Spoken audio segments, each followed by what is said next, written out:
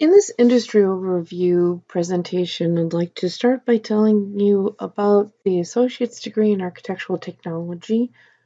There are certificates within that Associate's degree for commercial and residential design and also civil construction certificate.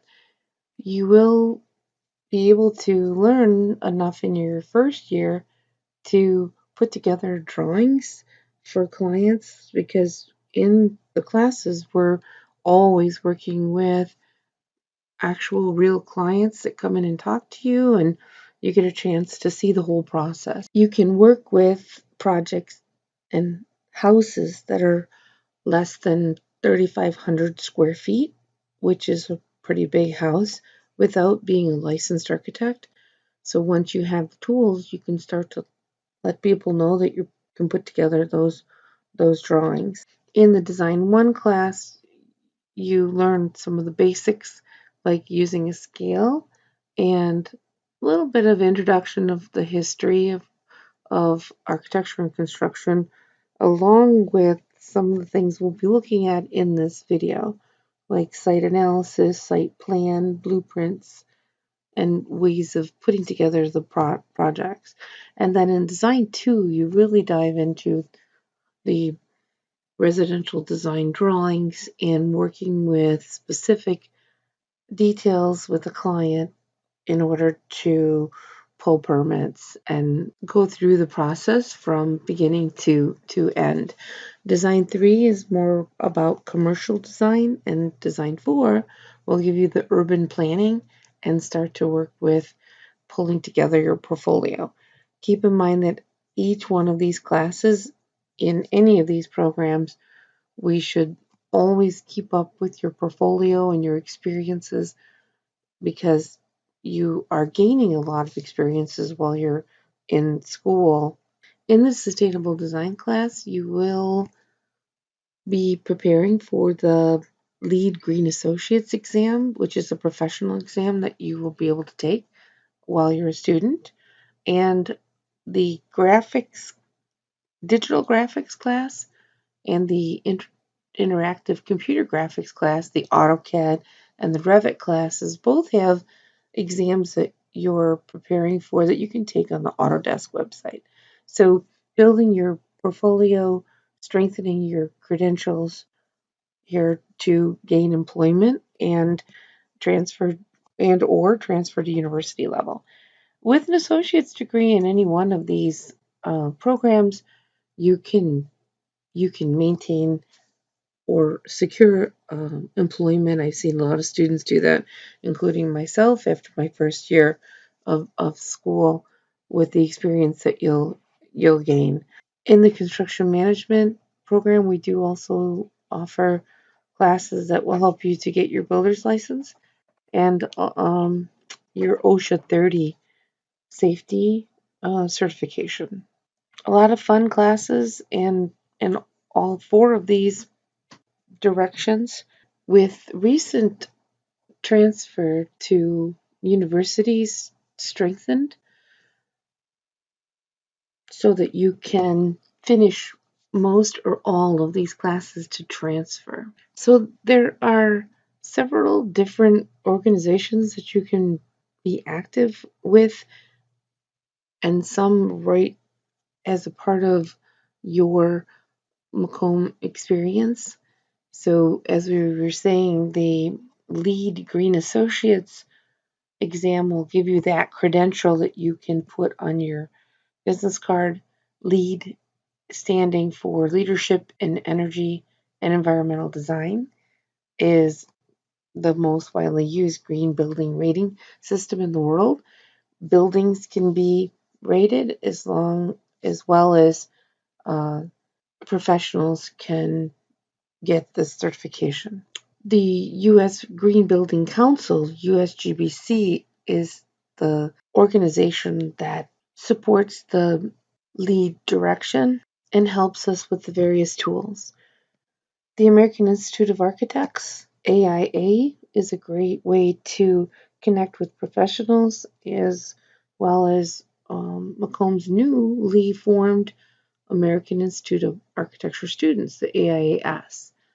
an awesome way to find out more about architecture and stay connected with other schools and professionals. The CSI, Construction Specification Institute, has a master format, which is the industry standard for our product development for estimating and specifications, but also very helpful to the construction industry. And you can become a student member of the CSI as well as the AIA. Within the CSI, there's Construction Documents Technology Certificate, CDT, that you can start to earn and prepare for during your schooling, and especially towards the second year as you start to become more familiar with that information.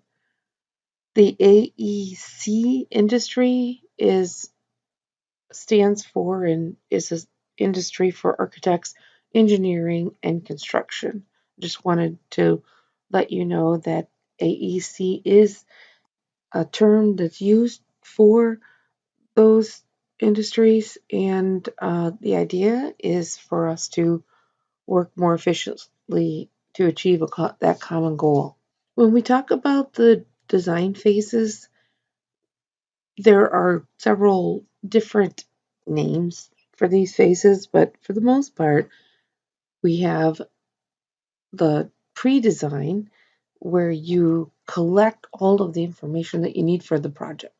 So you're finding out what the owner's uh, directions are, you're looking at the building site, pulling in all the codes and anything that you need to move forward with the design.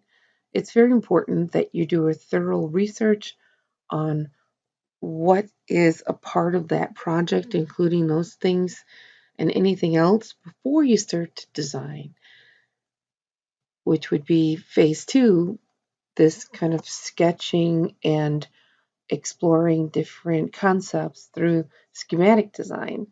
So you'll present different options to the client and start to work with ideas. We talked a little bit about where those ideas might come from. There are a lot of different theories on that we can explore. Once the sketches are in place and you kind of understand the directions that you're taking, we can move into design development. Design development will be refining those concepts, making hard decisions that transition between sketches and construction documents with preliminary floor plans, but a little more refined than the sketches. You would then take the spaces that you were organizing and lock them into a circulation, building upon the codes and all of what you've researched for that direction. The fourth phase would be the construction documents, taking all of what you've designed and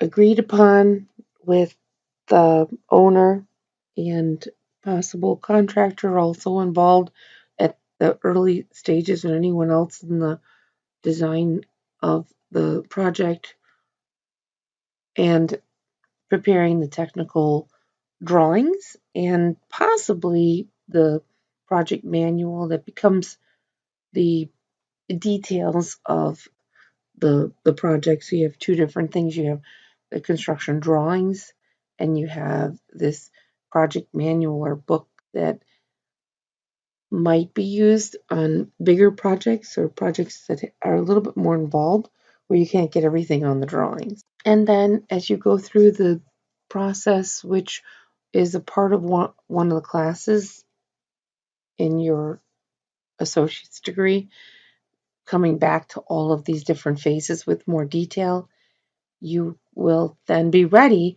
to secure a contractor, or maybe already have one, and start to go through the process of building the project. Phase 6 also called building operations or construction observation is to make sure that the construction of the project did conform to the construction documents, uh, assist the owner with being able to occupy the building and understand all the different equipment and process and kind of wrap things up for owner occupancy. Understanding design codes is important to assure that the built environment and the systems within are safe, sound, and sanitary,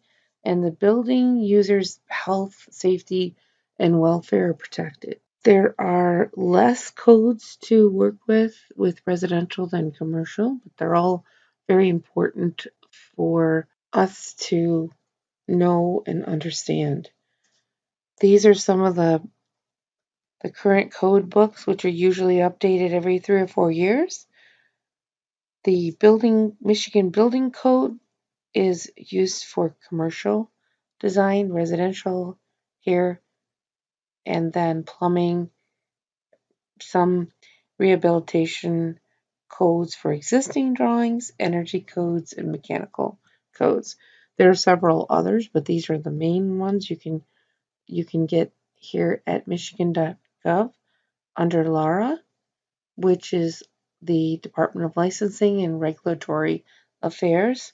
There's an international code and then a state code, and also sometimes then city have their own code. And it sounds like they have their own code, but it's really an interpretation of the international code that's been adopted in the Michigan code and then refined within the city. So before you start a project, you might want to find out from the building department what some of their interpretations of the codes are. Another good way to build your portfolio and gain more experience is to check with your local building department and or planning department and fill out the application to become a planning commissioner or to sit on the zoning board. They're always looking for people that are in our field that know a little bit more than the residents that are usually on that board. And some are paid positions and some are volunteer, but you usually only meet once a month. I was planning commissioner for 6 years and sat on the zoning board and really got a chance to see how projects come in and review them and kind of gain even more experience to strengthen your direction in this architecture or construction field. So I put together some basic required codes here to just give you an idea of what we're looking at for residential design.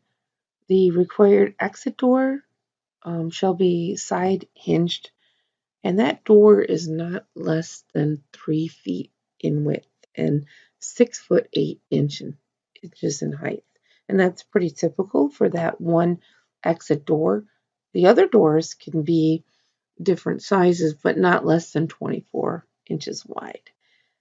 We also have foundations that need to go below the frost line, and in Michigan here, we want them to extend 42 inches below the grade or ground. Smoke alarms are required in each one of the sleeping rooms now, and on each additional story of that dwelling, that house, including basements and habitable attics.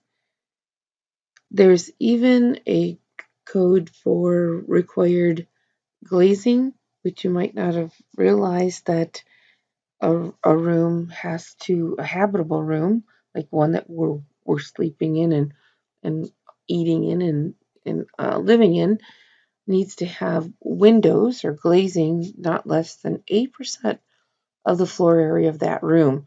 So a 10 by 10 room would need then 8 square feet of window. And these become easier to remember and understand over time. And many companies have these set aside so that you can either fill out a form to do a code analysis or they're already in place in a document. It's just kind of a checklist. If you're working on projects, you could incorporate some of these codes and take a look at the Michigan Residential Code. In any of your designs, a habitable room is not to be less than 7 feet in any direction. So you could have a room that's 7 feet by 7 feet. And that seems pretty small, but you can still fit a bed and a dresser in a room like that. Hallways are required to be a minimum of 3 feet. And there are a couple of other things in here that you can read about and take a look at in the codes. Just wanted to go over some of the basics, like you can't have an opening into a garage from a bedroom, which makes sense. That wall between a house and a attached garage does need to have some fire protection. So penetrations like openings have to be fire blocked. In basements, an emergency window or door must be installed, and that sill or that bottom of that window cannot be more than 44 inches from the finished floor. A common residential code for the maximum stair rise is 7 3/4 of an inch, so that the rise or the amount of space when you walk up on the step is no more than 7 3/4 of an inch, and the minimum depth of the tread or the part that you step onto is 10 inches.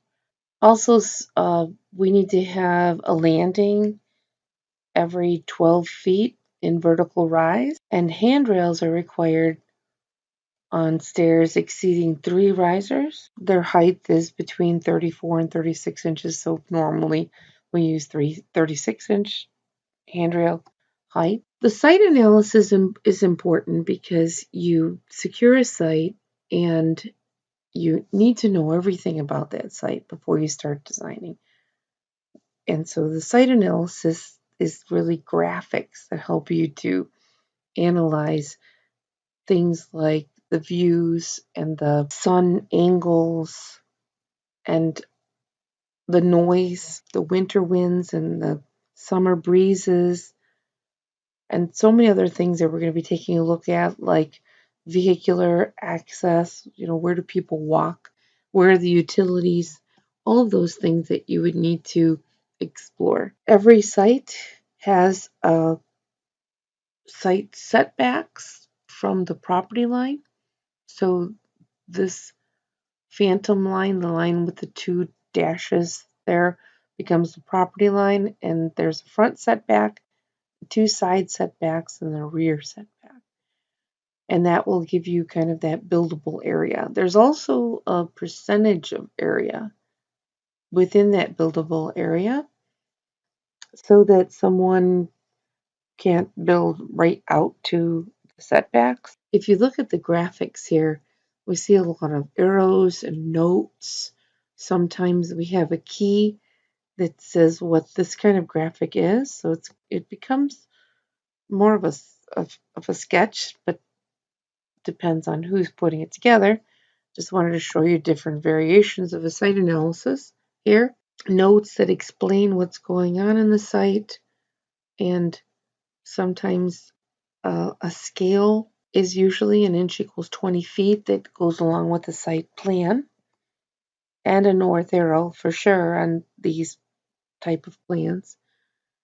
These lines down here we're going to be talking about a little bit later, but you can see these kind of curved lines that have numbers on them.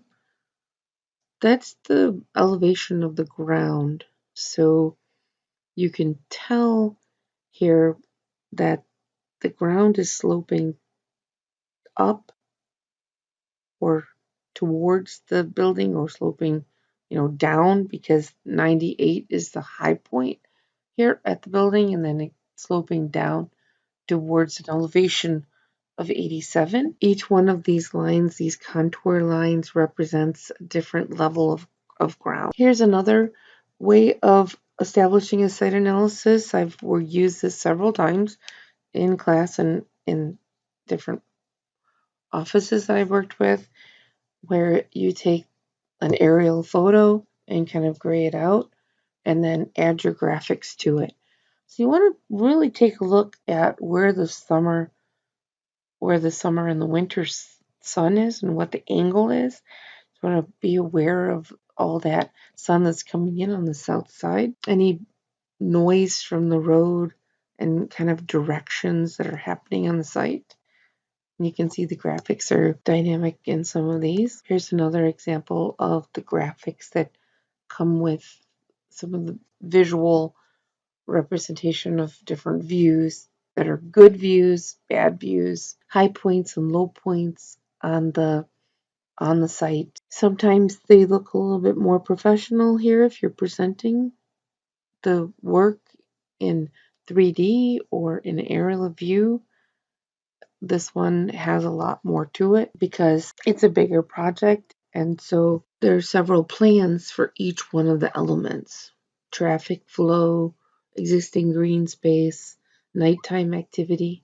I've used site analysis like this before, where you take pictures of the site and then kind of represent those photos on the different plan views to better understand the site, which strengthens your design. Another example of the graphics that you could use.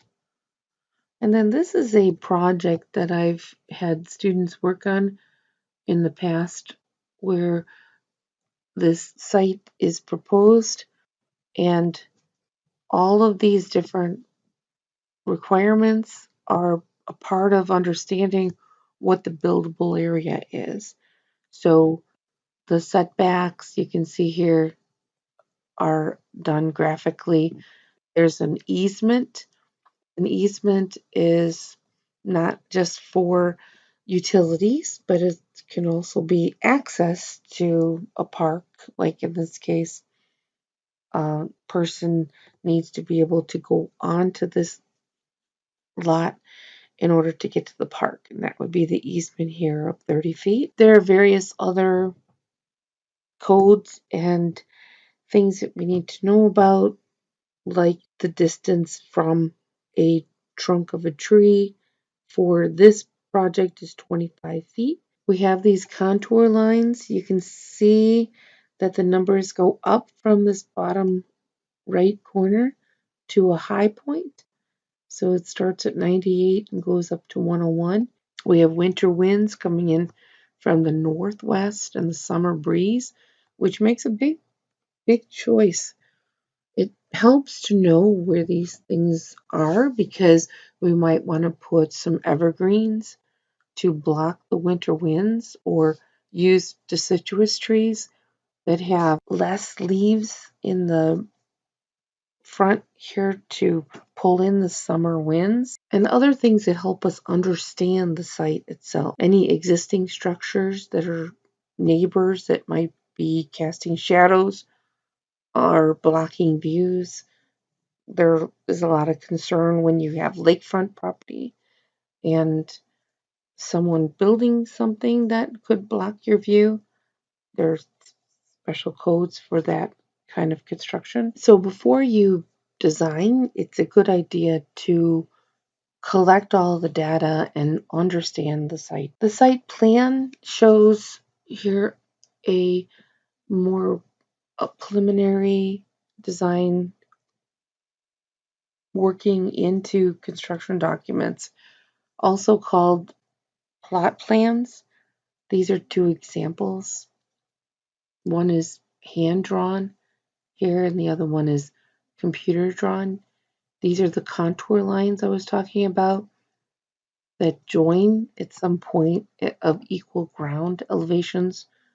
So if you take a look at the numbers, you can see that the ground is starting to slope down, and that's what the swale is.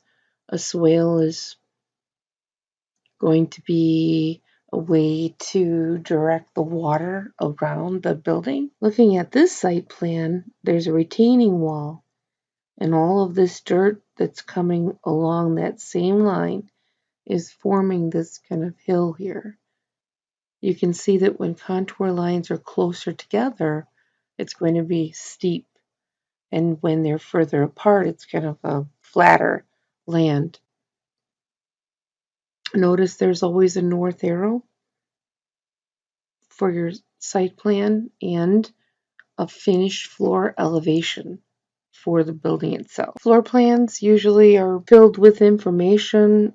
This is an example of a floor plan with door and window schedules.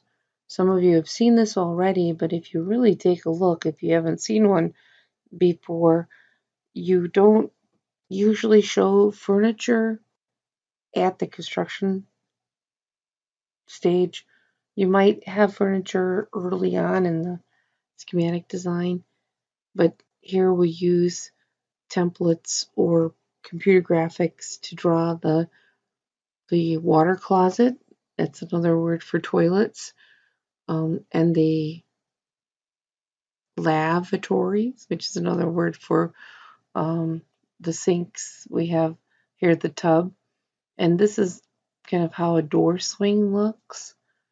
We have a door schedule. So there's little circles here at each one of the doors, and those are the marks. So that the schedule shows the size, the type, and sometimes even more details about that door.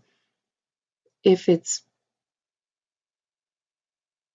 a bigger project and you need to say more about the door, sometimes there's a whole sheet that might have specifications for the door, like what kind of handle, is it lockable, what kind of material is it.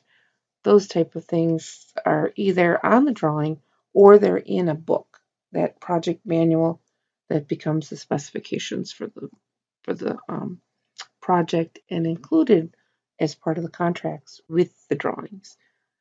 This being a smaller project, I'm sure that there are no specifications that are not already on the drawing. There's a little S here that represents a switch. We have electrical symbols here and a key. The switch has a line that goes to each one of these lights. So this switch is for these 4 lights. Sometimes we have a switch on both sides, so that like coming down the stairs, we might have a switch at the bottom and a switch at the top. If you take a look at some of the elements, maybe these drawings will help you to understand how windows and doors look in plan. There's a website called ultimateplans.com that has thousands of floor plans and some graphics that you can look through and become more familiar with floor plan layout. This is how a fireplace looks in plan. You have the hearth right there and the construction of the opening and the flue, or the part that goes up to the chimney. And then this dashed line represents the upper cabinets and the lower base cabinets would be the solid line. Usually 2 feet for the base cabinets and 1 foot in width for the upper cabinets. The closets have a line that represents the shelf and a dashed line that represents the rod that you put your clothes on there. So all of these different elements will help you to understand how a floor plan looks. I've posted 2 projects online that are complete sets for residential design. One is Stewart, and it's done with the computer graphics, and one is a Wayne residence that's hand drawn. So take a look at those. You'll be able to learn from those graphics. Elevation drawings are going to show a side view and a front view and a rear view of the house or the structure. These are flat projected images, not 3D, so as if you're looking straight on. They're actually called orthographic projection drawings to be able to understand some basic heights and material. So you can see that there are not a lot of dimensions on these drawings, but to show you kind of an overview of the materials and the heights and kind of the foundations here that are underneath the ground. There's also a roof plan here that will include the shape and size and the design of materials and ventilation, where the chimney is, where the skylights are. You can see the skylights here in the elevation, and here they are in the roof plan looking down. You'll see the chimney, and behind the chimney here, you see that there's this piece that helps to drain the water. It's called a saddle or a cricket. We'll see that later on in one of the drawings. The dashed line represents the building edge, and the solid line represents kind of the overhang. So you see how this one is coming out a little bit further than the wall below. Interior elevations are important and include just the wall itself. So this is an interior elevation of a kitchen. And most of the time I'll fill this in because it's kind of hard to see on this one, but this would be a section of the base cabinet and the wall that's beyond, and then a section right here, like a cutout of the upper cabinets. But you can clearly see where the lower cabinets are, where the backsplash is. There's a material here that's on the wall. A lot of new construction has it going all the way up to the bottom of the upper cabinets, but that's a design issue. We have a potential soffit here that could be an open space to put things on top of the cabinets or filled in with some kind of drywall. So the elevations say a lot for the interior space, especially in kitchens and areas that have a lot to show. This is an example of a kitchen plan, and each one of these symbols will represent one of the elevations. So this symbol being number 1, it would then be on sheet 5. So when you have a circle like this, the top number is the number of the drawing, the bottom number is which sheet it's on. So this is the elevation that's showing the window and the sink right here and the dishwasher. Building sections are helpful to get an idea of the space itself, where are the low spaces or the higher spaces. Does the floor go all the way through? In this case, you have 2 different floor levels. Sometimes building sections show more of the graphics for the structure itself. This building section does define other elements of construction. You can take a look. There's a difference between a trench footing.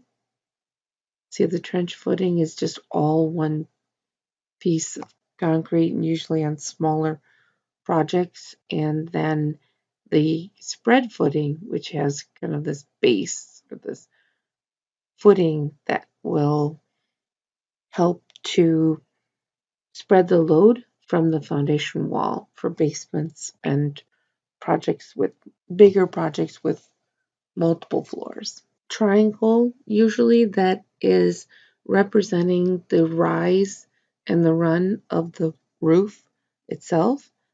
So the pitch of the roof or the angle of the roof, it's always 12 for the horizontal, and then the vertical becomes the angle. So instead of using 45 degrees, we would say that it has a 12-12 pitch, roof pitch. Like this one is 8-12 because we have 12 in the horizontal and 8 vertically. So the lower the number for the vertical height, the lower the roof angle or pitch. This wall section also shows that part of the building is on a 4-inch concrete slab, which is right on grade or right on the ground, as opposed to this space, this is all informational, is a crawl space. So not a basement, but it's that space underneath the floor joists, which has minimum code requirements. Most people now on newer homes make it big enough to store and comfortably get down underneath that space to maintain utilities and have access.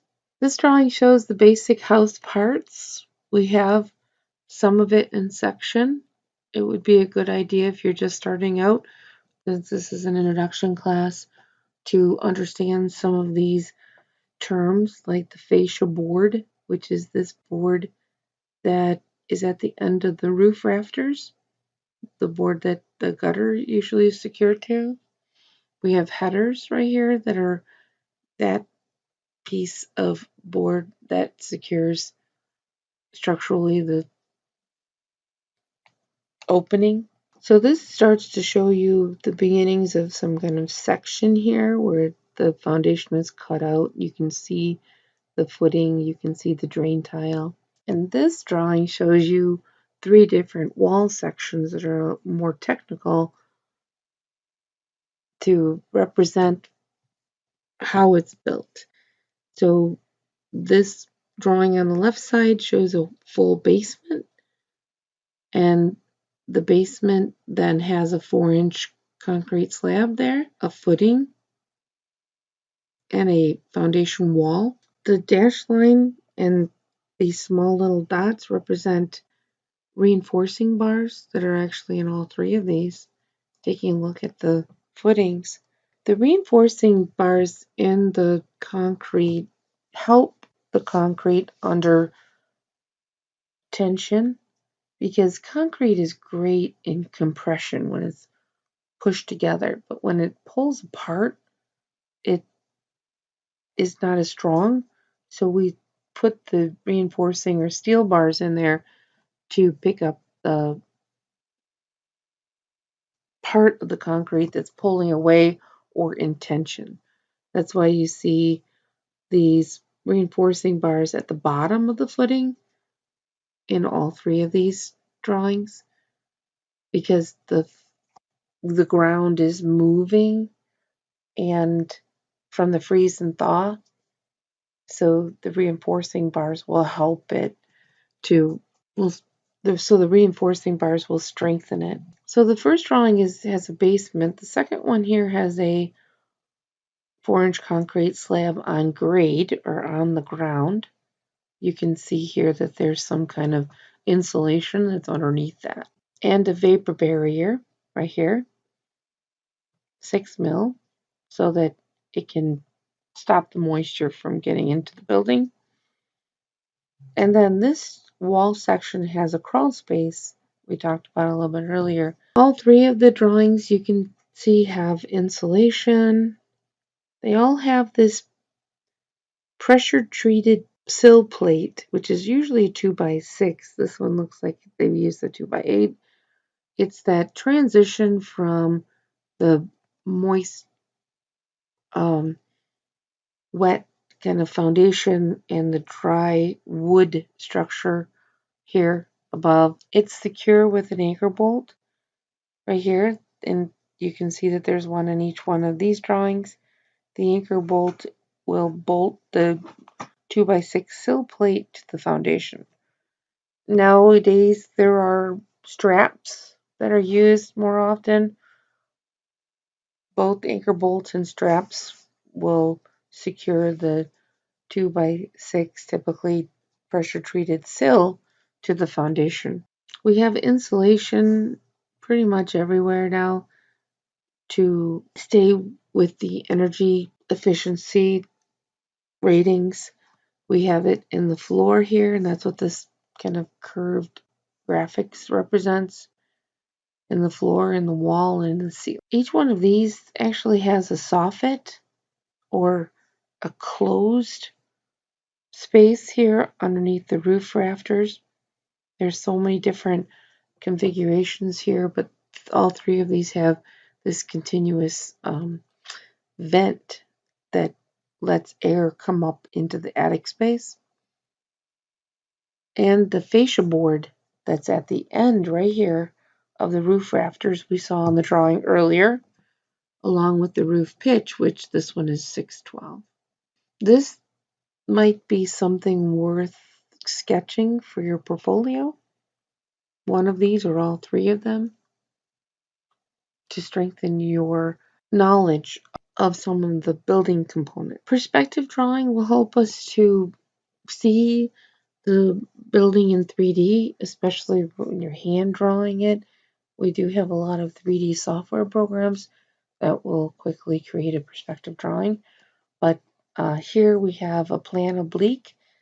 You can put the actual true scale plan view at an angle, usually 30 and 60, to maintain 90 degrees, and then start to pull here lines up from the different intersections that are specifically the height of the ceiling or however high you want it, and then connecting those two with a parallel line. Kind of makes for a great drawing to look inside, kind of look at the space. Here's another one down here on the bottom right corner. We have 2-point, 1-point, and 2-point perspective. And you may have done this already in the past. 2 vanishing points are going to be placed along the horizon line, and then this front edge is kind of pulled back. This is kind of a nice way of drawing these objects in a perspective view. You could do this for your portfolio, strengthen it. You can draw this horizon line. Draw the horizon line, establish your 2 vanishing points, create your edge, and start to pull the lines back to those vanishing points. These are student projects, examples of a 2-point perspective. That front edge really depends on your line of sight. Do you want to see right straight at eye level, or do you want to see like the bottom of it or the top of it? And so with this 2-point perspective drawing, you can see that it's up a little higher so that you can look right on the buildings. 1-point perspective drawings is created from 1 point, right? So you can see that that point or that vanishing point is right there at the back. Digital graphics with AutoCAD and Revit. Wanted to show you that although these are exact drawings and become kind of engineered, we still have tools in AutoCAD called Sketchy and also in Revit called Sketchy Lines, where you can take the drawing and turn it into a sketch. You can change here for both of these the line extensions, like how far you want the lines to kind of cross over each other, and the jitter. The jitter is on both programs the way to control how much of a sketch it looks like. So you can change that number to make it look a little bit sketchier, kind of like the jitter of your hand when you're drawing it, I suppose. So it kind of looks like it's a little bit more graphic.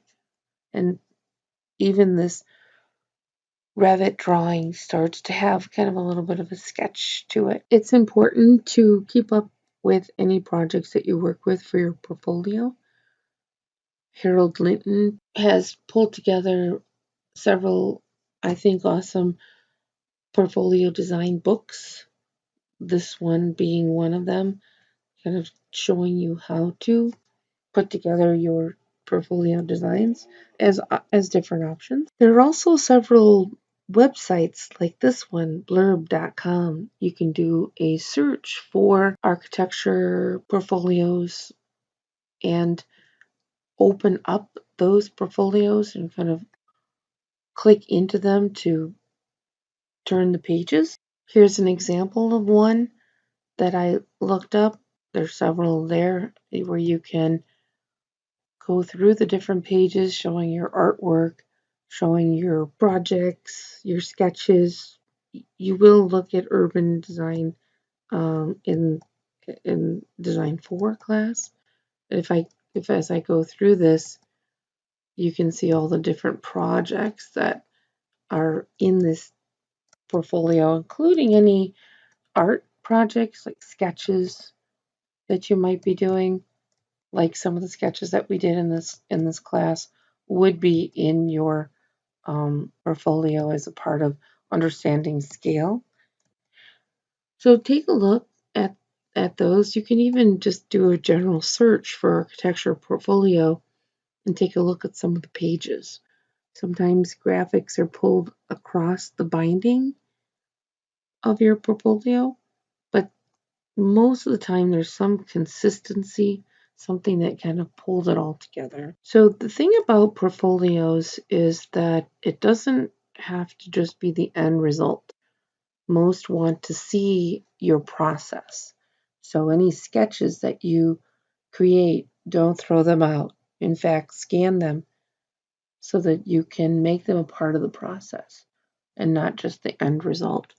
Every class that you take at Macomb, we will look at or talk about documenting your work so that you can strengthen your portfolio. I would recommend in this shorter summer accelerated class online that you pick up some of those suggestions that I made to sketch out maybe an interior elevation of one of the walls in your home, or sketch those wall sections so that you can include those in your portfolio. I'd also like to point out that AutoCAD and Revit are the most leading software programs that we're using in our industry, but we also have SketchUp and Photoshop and Rhino and so many other software programs that are available for us to work with. I would say start with these two because these are the two that you'll see most often for job postings. Coming back to this Revit file, you can change the view from sketchy to realistic. With realistic, you will see the actual material. So now you can see the material that was placed on this model. And even the people here look kind of good, and we haven't even rendered it. But as you orbit around here and look at this model, the idea behind Revit is that everything is drawn as a 3D model. So you have the footings and the foundation and the roof, and then over here we have different views that represent things like the floor plan, the basement plan, even a color-coded plan so that you can take a look at spaces. So here is the graphics for the floor plan from that model. That's the idea behind BIM. BIM representing Building Information Modeling, a model that you can extract all the information out of, even a schedule, along with the different elevations that are already in place because you have the model.